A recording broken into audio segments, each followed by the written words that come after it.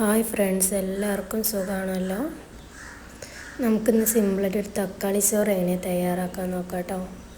നല്ല ടേസ്റ്റും നമുക്ക് പെട്ടെന്ന് അത് ഉണ്ടാക്കുകയും ചെയ്യാം കേട്ടോ.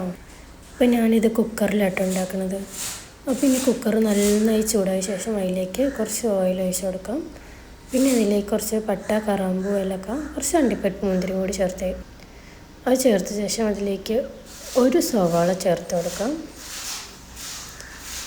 സവാള ചേർത്തിട്ട് നന്നായിട്ടൊന്ന് ഇളക്കി കൊടുക്കാം കേട്ടോ. എന്നിട്ട് അതിലേക്ക് എരിവിനനുസരിച്ചിട്ട് പച്ചമുളക് ചേർത്ത് കൊടുക്കും. ഞാനിപ്പോൾ ഒരു പച്ചമുളകാണ് കേട്ടോ ചേർത്തത്. എന്നിട്ട് നന്നായിട്ട് ഇളക്കി കൊടുക്കാം കേട്ടോ.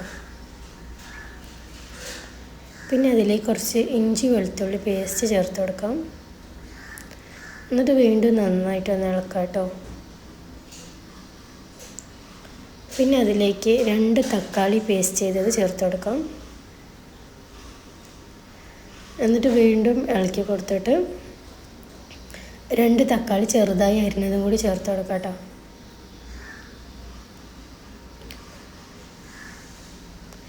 എന്നിട്ട് ആ ഉള്ളിയൊക്കെ ഒന്ന് കുറച്ച് ഇതായ ശേഷം അതിലേക്ക് 1/2 ടീസ്പൂൺ മഞ്ഞൾപ്പൊടി, 1/2 ടീസ്പൂൺ മല്ലിപ്പൊടി, 1/2 ടീസ്പൂൺ മുളക് പൊടി, 1/2 ടീസ്പൂൺ ഗരം മസാല ചേർത്ത് കൊടുക്കാം കേട്ടോ.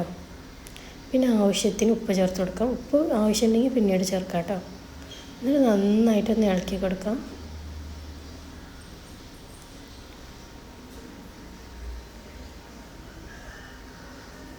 ഇപ്പോൾ നമ്മുടെ ഉള്ളിയും തക്കാളിയൊക്കെ നന്നായി വെന്ത് വന്നിട്ടുണ്ട് കേട്ടോ.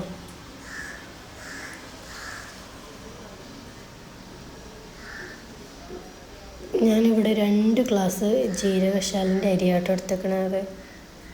എന്നിട്ടിത് 1 മണിക്കൂർ നമുക്ക് കുതിർത്താൻ വെക്കാം കേട്ടോ. പിന്നെ അത് ഇതിലേക്ക് ചേർത്ത് കൊടുക്കാം. ഹൈ ഫ്ലെയിമിൽ തന്നെ ഇട്ടിട്ട് നന്നായിട്ടൊന്ന് മിക്സ് ചെയ്ത് കൊടുക്കാം കേട്ടോ.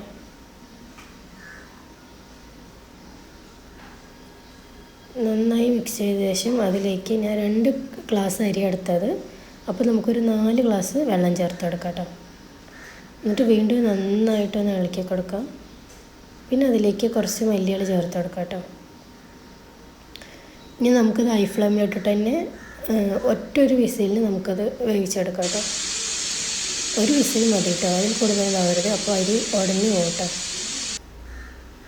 അപ്പോൾ വിസിൽ ഇടയിലൊന്നും എടുത്തു വിടരുത്. ഇപ്പോൾ നല്ല പ്രഷർ പോയ ശേഷം തുറക്കാം കേട്ടോ. ഇപ്പം നമ്മുടെ തക്കാളി ചോറ് റെഡി ആയിട്ടുണ്ട്. അരിയൊന്നും ഒട്ടിപ്പിടിച്ചിട്ടൊന്നുമില്ല കേട്ടോ. ഇനി അതിലേക്ക് കുറച്ച് നെയ്യ് ചേർത്ത് കൊടുക്കാം. ഇപ്പോൾ കണ്ടില്ലേ എന്ത് പെർഫെക്റ്റായിട്ടാണ് നമ്മുടെ തക്കാളി ചോറ് റെഡി ആയിക്കണേ. അപ്പോൾ എല്ലാവരും ഒന്ന് ട്രൈ ചെയ്ത് നോക്കാം കേട്ടോ. ഇതിങ്ങനെ കഴിക്കാൻ തന്നെ നല്ല ടേസ്റ്റ് കേട്ടോ.